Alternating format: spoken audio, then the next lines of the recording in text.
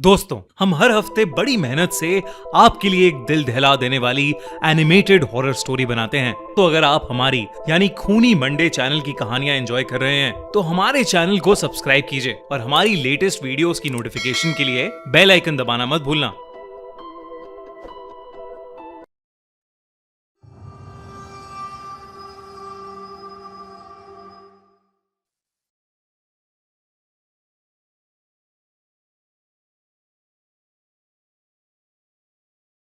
कहानियां तो आपने बहुत सुनी होंगी, मगर इस दुनिया में कुछ ऐसी कहानियां भी हैं जिन पर विश्वास कर पाना बहुत मुश्किल होता है। आज की हमारी कहानी एक ऐसे दिल दहला देने वाले केस की है जिसने हमें क्या, पूरी हॉरर कम्युनिटी और इंडिया को हिलाकर रख दिया।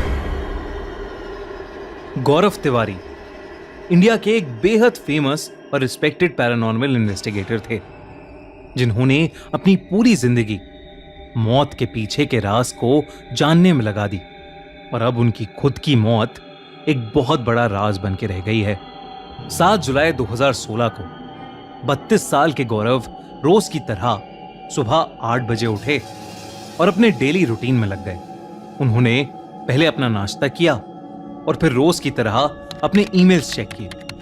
कुछ इंपॉर्टेंट ईमेल सेंड करने के बाद गौरव करीब 11 बजे के आसपास अपने बाथरूम में नहाने चले गए।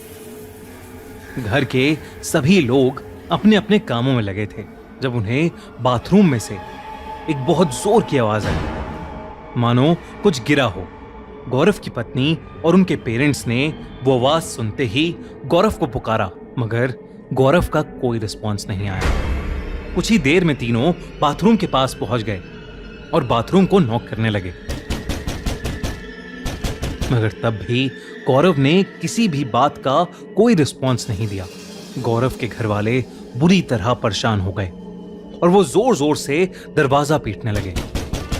गौरव के पिता ने किसी तरह दरवाजा तोड़ा और उन्होंने देखा कि गौरव तो बाथरूम के फ्लोर पर बेहोश पड़ा है। घर वालों ने बिल्कुल भी देरी ना करते हुए गौरव को उठाया और सीधा हॉस्पिटल ले गए।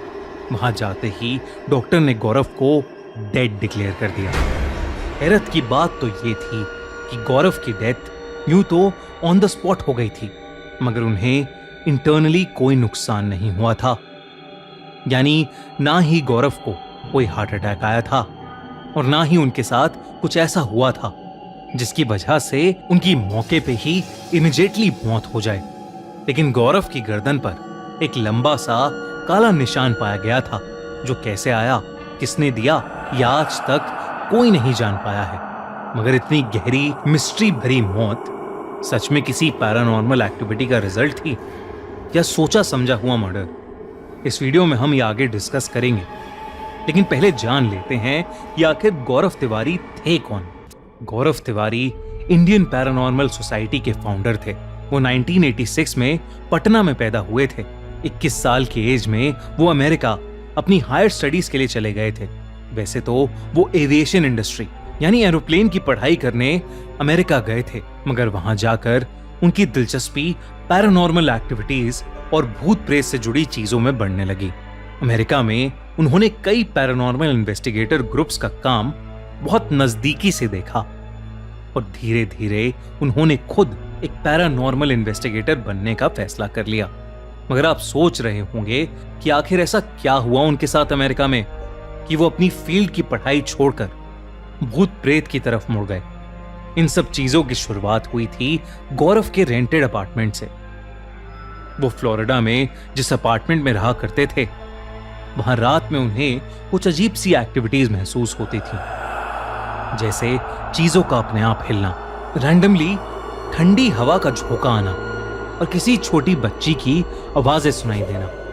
जब उन्होंने आसपास के लोगों से जांच पड़ताल की तो उन्हें पता चला कि सबका यह मानना था कि उस अपार्टमेंट में एक छोटी बच्ची की आत्मा रहती है। गौरव को खुद भी एहसास होने लगा था और इसी की खोज करते करते गौरव पैरानॉर्मल एक्सपर्ट्स के टच में आ गए थे और वहीं से उनको इस फील्ड में इंटरेस्ट आने लगा। वो जानते थे कि इस काम को करियर बनाने से वो बहुत ज्यादा पैसे तो नहीं कमा पाएंगे, मगर उनकी क्यूरियोसिटी अब इतनी बढ़ गई थी कि उन्होंने यही फील्ड चुन ली और पैरानॉर्मल एक्टिविटीज से रिलेटेड अलग अलग केसेस सॉल्व करके वो लोगों की मदद करने लगे। गौरव ने अपने पूरे करियर के दौरान 6000 से भी ज्यादा हॉन्टेड कहे जाने वाले घरों को इन्वेस्टिगेट किया था। यही नहीं, इंडिया की बेहद फेमस हॉन्टेड साइट्स जैसे Bhangarh fort, Kuldhara village, Mukesh mills और न जाने कितनी और साइट्स उन जगहों में से हैं जहां गौरव ने जाकर अपनी इन्वेस्टिगेशन की थी। जब गौरव ने इंडियन पैरानॉर्मल सोसाइटी बनाई थी तब उनका सबसे बड़ा मोटिव था इंडिया में एक ऐसी हेल्पलाइन सेटअप करना जो कि सिर्फ पैरानॉर्मल एक्टिविटीज एक्सपीरियंस कर रहे लोगों की हेल्प करेगी। गौरव की हर इन्वेस्टिगेशन का बेसिस साइंस हुआ करती थी। वो जो भी ढूंढ कर निकालते उसके पीछे का साइंटिफिक रीजन जरूर ढूंढते। वो अपनी रिकॉर्डेड रीडिंग्स को आधार रख के ही किसी कंक्लूजन पर आया करते थे। गौरव काफी फियरलेस इंसान थे। आपने कुछ इंडियन हॉरर शोज जैसे फियर फाइल्स और भूत आया के बारे में तो सुना ही होगा। इन शोज की कुछ कुछ कहानियां गौरव के केसेस पर ही बनाई गई थीं। और तो और गौरव खुद भी इन शोज के इंट्रोडक्शन और एंड में नजर आए थे। उनका करियर जोरों शोरों पर था जब गौरव को एक और इन्वेस्टिगेशन का केस मिला। ये वही केस था जिसे वो कभी कंप्लीट नहीं कर पाए और जिसके दौरान गौरव की मिस्टीरियस मौत हो गई। गौरव एक जगह की इन्वेस्टिगेशन कर रहे थे जहां उनकी रीडिंग्स के अनुसार 12 आत्माओं का साया था।